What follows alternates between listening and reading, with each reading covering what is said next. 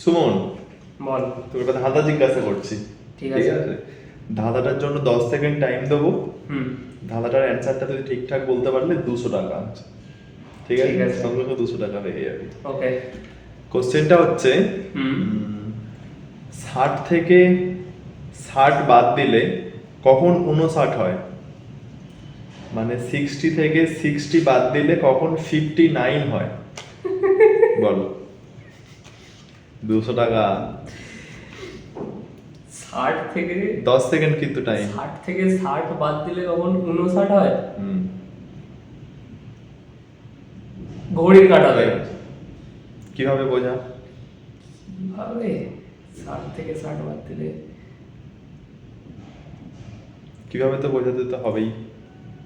তার তাড়াতাড়ি মানে বল। ওই একবার যে পুরোটা ঘুরছে ওখান থেকে মানে 60 বাদ দিয়ে